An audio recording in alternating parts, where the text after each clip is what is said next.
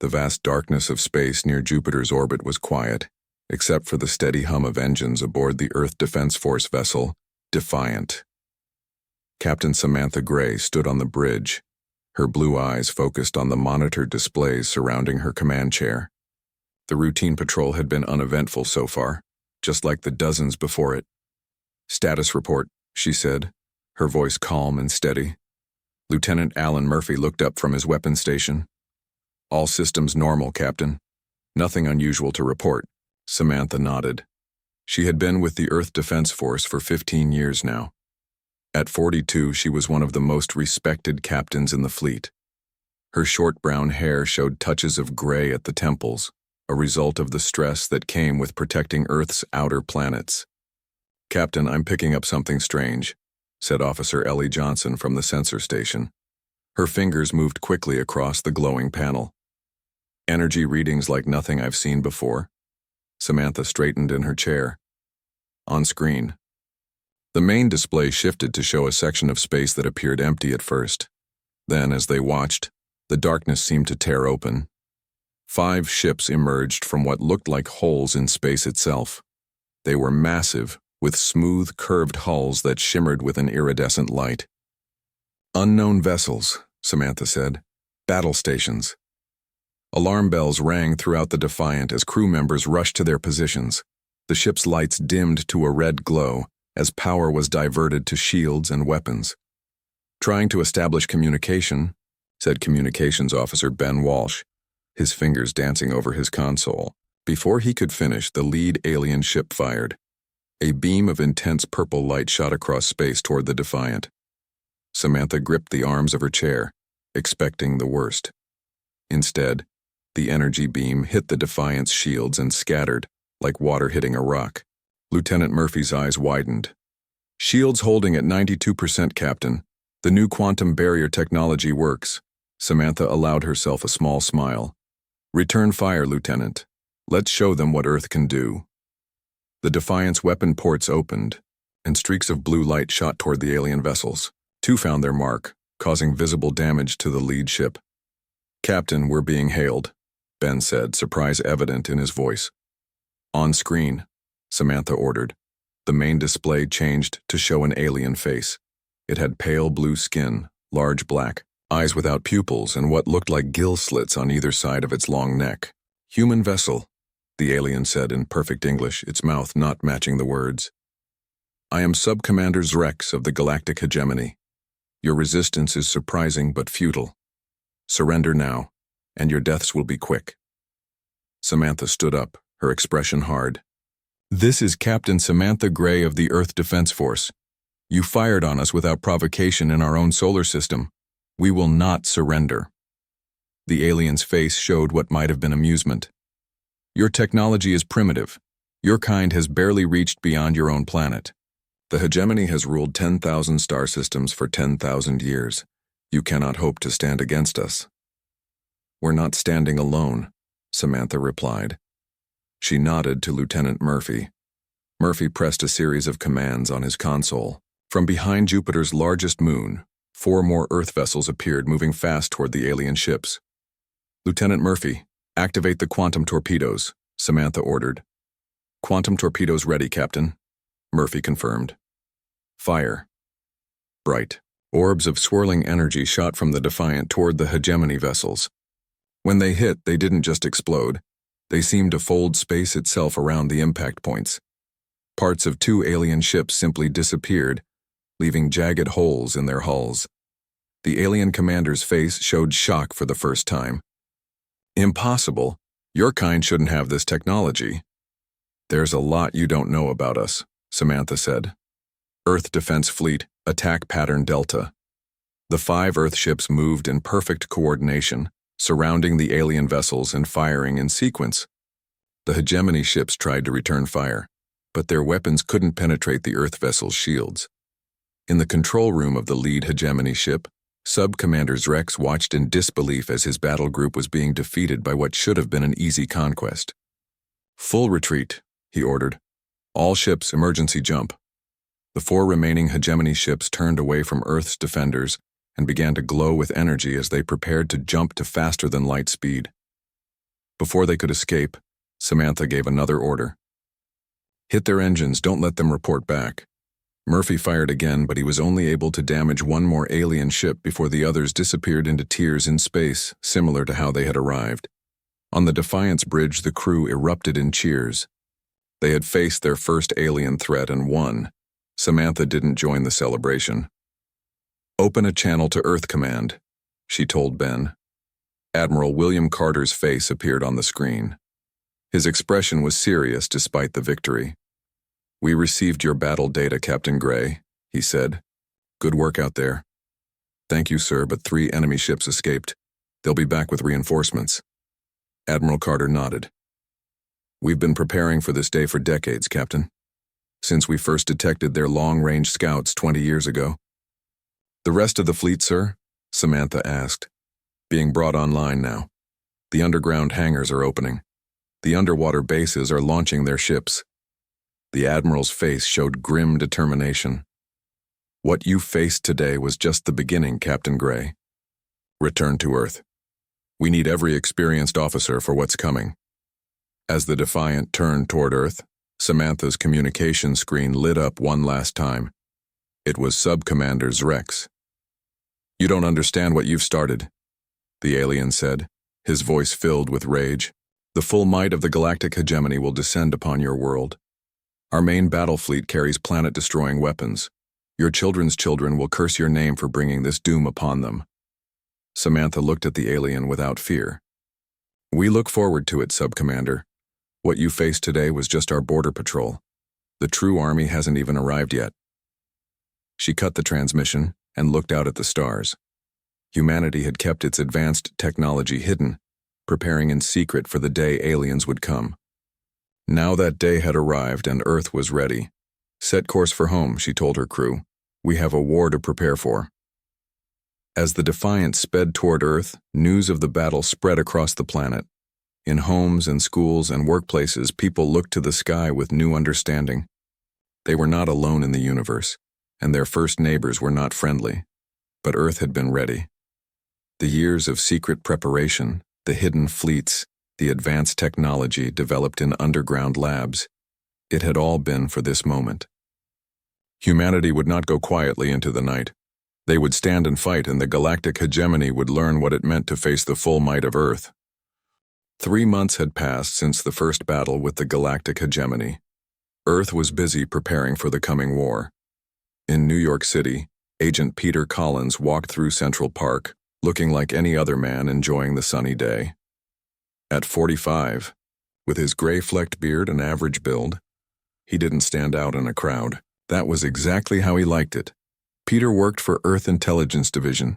His job was to find and track the alien spies who had come to Earth after the first battle. The hegemony thought they were being clever, but their agents were not. Hard to spot if you knew what to look for. He sat down on a bench and opened his newspaper. 3 benches away, a woman who looked human was feeding birds. But Peter knew she wasn't human at all. The skin color was perfect, but her movements were too stiff, too measured. She had been watching a military transport facility for 2 days. Now, Peter pressed a hidden button on his watch. Target confirmed in Sector 7. Proceed with Information Package 4. Within minutes, a man in an army uniform sat down near the alien spy. He started talking loudly on his phone. Yes, sir. The weapons shipment will move tonight. 500 new plasma rifles heading to the underground base in Montana. The shield generator parts are delayed until next week. The man continued giving false information that the Earth Intelligence Division wanted the hegemony to hear. Peter smiled behind his newspaper. The alien spy was recording everything. She would report it all to her commanders, who would adjust their attack plans based on these lies. This game had been playing out across Earth for weeks now. Meanwhile, in a secure laboratory beneath the North American Science Institute, Dr. Lisa Martinez studied tissue samples from a dead hegemony soldier. The alien had been found in the wreckage of one of the destroyed ships. Look at this cellular structure, she said to her assistant. Their muscle fibers are denser than ours, but they require more oxygen. Lisa had been working 20-hour days since the battle. At 38, With her dark hair always pulled back in a practical ponytail, she was the top xenobiologist on Earth. Her discoveries about the hegemony's biology were helping Earth prepare better weapons and defenses. Their brain chemistry is fascinating, she continued. They process information faster than we do, but they seem to lack creativity. Their thought patterns are very linear. Her assistant nodded. That matches what we've seen in their ship designs. Very efficient, but not adaptable. Lisa made another note in her computer. That's their weakness. They can't think outside their training. If we can force them into situations they haven't prepared for, they won't adapt quickly enough. The information from Lisa's lab was sent directly to Earth's military command. It would help shape the battle strategies for the coming war. Far away in the command center of the Hegemony War Fleet, High Commander Zilvex reviewed reports from his spies on Earth. His blue skin had darkened with age, showing his 300 years of service to the hegemony. These humans are strange, he said to his officers. Our reports show they have advanced weapons we never detected before. Yet they still use primitive vehicles and live in inefficient cities. One of his intelligence officers stepped forward. The humans speak of armies in the millions, High Commander. Yet we have observed only a small fraction of that force. They claim their true army is hidden. Zilvex studied the holographic display of Earth. Hidden where? Our scanners have mapped their entire planet. Unknown, High Commander. But our spies have discovered they are moving weapons to bases in remote locations. They report massive shield generators being built under their larger cities. Zilvex wasn't concerned. The hegemony had conquered hundreds of worlds over thousands of years. Some had fought harder than others, but all had fallen in the end. Prepare the fleet, he ordered. We will strike in 3 cycles, with 500 warships. No world has ever withstood such force. What Zilvex didn't understand was that Earth wasn't hiding a secret army in any physical location. The secret was that any human could become a soldier if needed. The concept of a civilian militia was completely foreign to the hegemony society, where strict castes determined one's role from birth to death. Back on Earth, in a classroom in Kansas, a teacher named Karen Powell was giving a lesson to her 3rd grade students. Today we're going to practice our emergency drills again, she told the children. Remember, if the alien alarm sounds, you go quickly and quietly to the underground shelter. One little boy raised his hand. Ms. Powell, my dad says I'm too young to fight the aliens. Karen smiled gently. Right now your job is to learn and be safe, but understanding how to follow emergency procedures helps everyone. This scene was playing out in schools across the planet. Children were being taught how to survive, how to help others, and how to prepare for a future that might involve fighting. It wasn't about turning children into soldiers now, but about creating a population where everyone understood their role in planetary defense.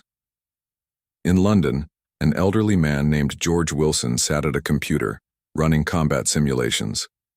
At 73, he had once been a general. Now retired, he volunteered 20 hours a week analyzing possible hegemony attack strategies. They always follow the same patterns, he explained to a younger analyst. First they hit military targets, then communication centers, then government buildings. They never target civilian areas first because in their society civilians have no military value, the young analyst nodded. So we can use that predictability against them. Exactly, George said. We place our strongest defenses where they'll attack first, and hide our counterattack forces where they won't look. As Earth prepared, Peter Collins continued his work tracking alien spies. Lisa Martinez made breakthrough after breakthrough in her lab. And in homes, schools, and workplaces across the planet, ordinary humans prepared for the coming storm. The hegemony was coming with 500 warships, expecting to crush Earth's defenses in a single overwhelming assault. They still didn't understand what Samantha Gray had meant. The true army wasn't hidden in secret bases or distant moons. The true army was the entire human race, preparing, adapting, and ready to fight for survival. 6 months after first contact, the warning alarms sounded across Earth. The hegemony fleet had been detected entering the solar system. 500 massive warships moved toward Earth like a swarm of deadly insects. Commander Nicole Winters stood on the bridge of the orbital defense platform, Aegis. At 39, she had spent most of her life in space. Her short black hair floated slightly in the station's low gravity. Through the large viewing window, she could see Earth below, beautiful and blue. "Status report," she said to her crew. Lieutenant Commander Frank Martinez looked up from his control panel. "All civilian populations have moved to the underground. Shelters as ordered. Defense grid is at full power." Nicole nodded. For years, Earth had been building defenses in secret. Giant shield generators were hidden under major cities. Weapon platforms were disguised as regular satellites. Now it was time to use them. "Communications check," she ordered. Communications Officer Gregory Patel pressed buttons on his console. "All defense stations report ready, Commander. Ground units worldwide are in position." On the main screen, Nicole could see the hegemony fleet approaching. They were massive ships, each one bigger than anything humans had built. But size wasn't everything. "Activate outer defense ring," she ordered. Around the orbit of Mars, hidden weapons platforms came to life. They had been placed there years ago, disguised as small asteroids. As the first wave of hegemony ships passed them, they opened fire. Beams of intense energy shot out, hitting the alien ships from behind. 20 enemy vessels exploded before they knew what was happening. In the lead hegemony ship, Admiral Krell was shocked by the sudden attack. "How did they hide those weapons from our scans?" he demanded of his crew. "Unknown, Admiral," a junior officer replied. "The weapons appear to be using a cloaking technology we haven't seen before," Krell growled in frustration. "It doesn't matter. No planetary defense has ever stopped a full hegemony attack. Continue the approach. Launch fighter, squadrons." Thousands of smaller craft poured out of the hegemony warships heading toward Earth. They expected to encounter little resistance until they reached the planet. They were wrong. "Release the drones," Nicole ordered from the Aegis platform. From hiding places around Earth's orbit, small robot ships emerged. There were tens of thousands of them, each no bigger than a car. They moved with incredible speed, surrounding the hegemony fighters. The battle in space was like nothing anyone had seen before. The hegemony fighters were powerful but moved in predictable patterns. The Earth drones, controlled by both AI and human pilots on the ground, were unpredictable and adaptive. On Earth's moon, Major Diana Ortiz led a special forces team that had been hiding in a secret base for months. She watched through her helmet visor as the space battle raged. "Get ready," she told her team. "Wait for them to move into position." Diana was 35, with brown skin and determined eyes. She had been chosen for this mission because of her experience with explosive devices. Now she and her team waited as the hegemony ships moved closer to Earth. In space, the battle continued. The hegemony had lost many fighters, but their main warships were still approaching. They began firing their heavy weapons at Earth. Green. Beams of energy shot toward the planet. But when the beams hit Earth's atmosphere, they met an invisible barrier. The shield generators activated, creating a protective dome over the entire planet. The hegemony weapons couldn't break through.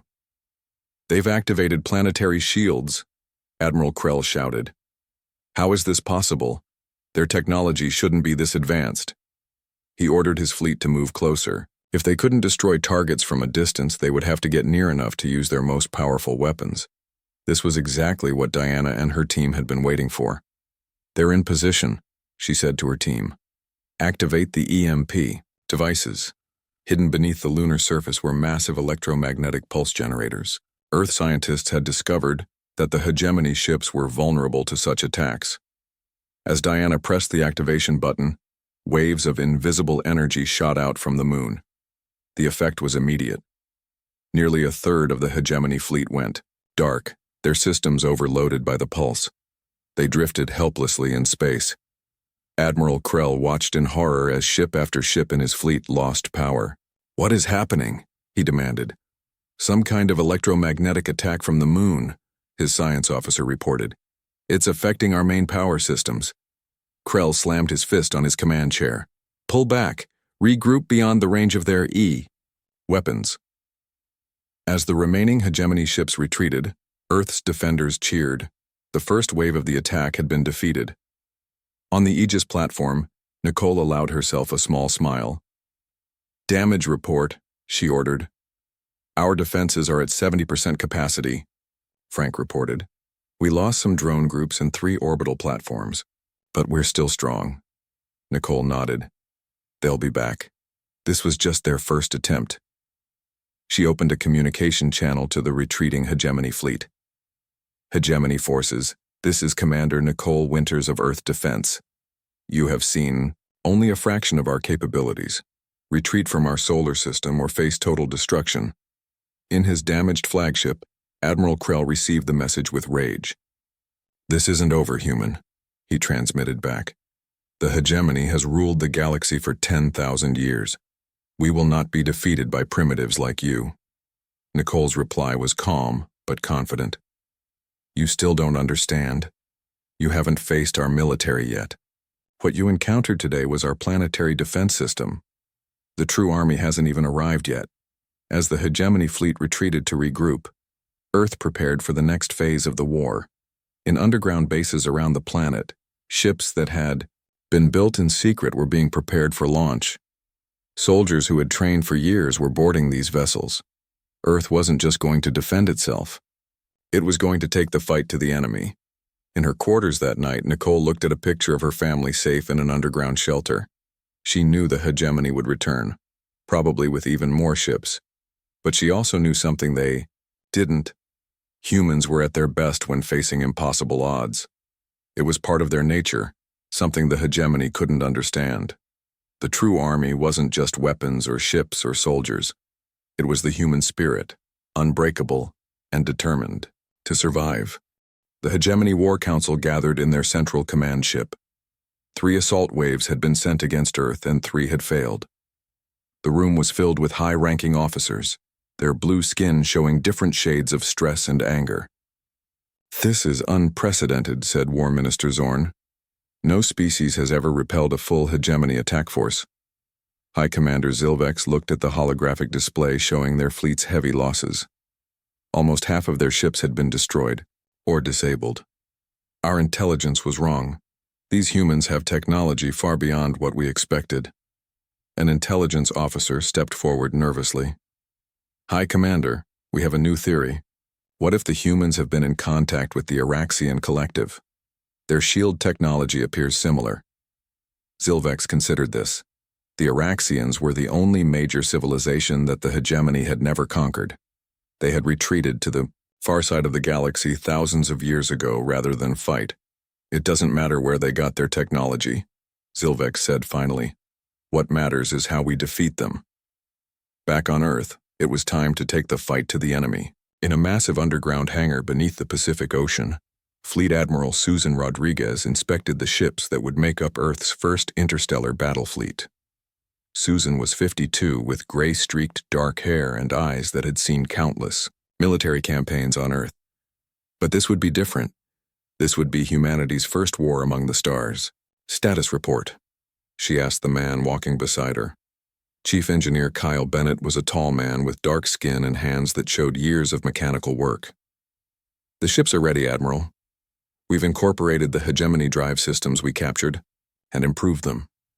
Our ships are now 40% faster than theirs." Susan nodded, looking at the gleaming vessels that filled the enormous cavern. There were hundreds of them, built in secret over decades. "And the weapon systems?" "All upgraded with Dr. Martinez's findings," Kyle replied. "They're calibrated to target the biological weaknesses of Hegemony crews. Their ships might be tough, but the aliens inside them aren't." Susan stopped in front of the largest ship which would serve as her flagship. "The Liberty," she read from its side. "A good name for our mission." 12 hours later, the Earth fleet launched. Ships that had been hidden in underground hangars and underwater bases around the world rose into the sky. The Hegemony scouts watching Earth were shocked by how many vessels appeared. There were over 300 warships, each carrying technology that matched or exceeded their own. In his quarters aboard the Liberty, Captain Joe Miller prepared his strike team for their mission. Joe was 40, with a strong build and a small scar above his right eye from an old battle on Earth. His team would be the first humans to set foot on an alien world. Our target is their supply base in the Alpha Centauri system, he told his team of 20 soldiers. We go in fast, destroy their fuel reserves, and get out. A young soldier raised her hand. Sir, what kind of resistance should we expect? Joe activated a holographic display showing the layout of the alien base. The hegemony uses specialized warriors. Each is trained for a specific role and doesn't deviate from it. Security officers guard fixed positions. Combat units attack in standard formations. They're predictable, which gives us an advantage. 2 days later, the Earth fleet engaged the hegemony ships guarding the supply base. While the space battle raged, Captain Miller's team slipped through in a small, fast ship. They landed a mile from the base and approached on foot. The alien landscape was strange, with purple vegetation and 2 small moons visible in the daytime sky. Joe led his team carefully toward the hegemony base, its metal structures gleaming in the alien sunlight. Remember your training, he told them quietly. They think in straight lines. We don't. The team split into 5 groups, each approaching from a different direction. When the first alarm sounded, the hegemony guards responded exactly as expected. They moved to their defensive positions, covering the main entrances, but the humans didn't attack the entrances. One group created a distraction with small explosives on the east side. When the guards moved to respond, 2 other groups cut through the wall on the west side. The remaining teams came from above, using jump packs to land on the roof and cut their way in. The hegemony soldiers were confused by these tactics. They had been trained to defend against frontal assaults, not coordinated attacks from multiple directions. By the time they adjusted their strategy, the humans had already reached the fuel storage area. Joe placed explosive charges while his team held off the defenders. 30 seconds, he called out. His soldiers began to pull back, using cover and suppressing fire to protect each other. The hegemony troops tried to pursue, but they moved in rigid formations that made them easy targets. When the charges detonated, the explosion was massive. The entire supply base was engulfed in flames as the fuel reserves ignited. Joe's team made it back to their ship and escaped during the confusion. Similar strikes were happening across hegemony territory. Earth ships appeared suddenly, attacked key targets, and disappeared before the aliens could mount an effective defense. A surviving hegemony officer sent a desperate message to the War Council. They fight like no species we've ever encountered, he reported. Where our warriors are, specialized for specific combat roles, each human seems capable of adapting to any situation. They don't follow predictable patterns. In the Hegemony War Council, the mood had changed from anger to fear. High Commander Zilvex reviewed the mounting losses with growing concern. We must negotiate, suggested one council member. Offer them peace terms before they destroy more of our fleet. Negotiate? With primitives? Said another angrily. The hegemony does not surrender. But Zilvex raised his hand for silence. We have underestimated these humans at every turn. Our choice now is between pride and survival. For the first time in its 10,000-year history, the Galactic Hegemony sent a diplomatic ship to request peace talks. When the Hegemony diplomat met with Fleet Admiral Rodriguez aboard the Liberty, he was shocked by her demands. Not just recognition of human sovereignty, but also reparations and technology exchanges. You invaded our system, threatened our people, and now you want lenient terms? Susan said during the negotiations. You should understand that the forces you've faced so far were just our expeditionary units. The true army hasn't even arrived. Yet. The diplomat returned to the Hegemony Council with the human demands. They had no choice but to consider them seriously. The alternative was to face the full might of a species that had already proven more formidable than any they had encountered. In 10 millennia of conquest, 1 year after the war began, a delegation from the Hegemony War Council arrived at Earth for final peace negotiations. 5 high-ranking aliens stepped out of their diplomatic vessel at the landing pad in Geneva, Switzerland. They wore elaborate robes with symbols of their rank and stared at the human welcoming party with their large, dark eyes. General Richard Blackwell led the Earth delegation. At 60, with white hair and a straight back from decades of military service, he represented humanity's strength and dignity. Beside him stood Defense Secretary Olivia Castro, a tall woman with keen eyes who had helped coordinate Earth's war effort. "Welcome to Earth," Richard said formally. "We will escort you to the negotiation site." The hegemony officials had expected to be taken to a military headquarters or government building. Instead, they were brought to a large underground facility. As the elevator descended, Chief Negotiator Zal of the hegemony looked confused. "This is not a government facility?" he asked. Richard smiled slightly. "It is something more important. You'll understand soon." When the elevator doors opened, they were in what appeared to be an ordinary school. Children between the ages of 10 and 18 moved through hallways, carrying books and tablets. Some rooms had regular classes in progress: mathematics, literature, science. But others showed something the aliens had never expected. In one large room, teenagers practiced combat simulations. They moved with discipline and purpose, working in teams to solve tactical problems. In another space, younger children assembled and disassembled communication devices, learning how they worked.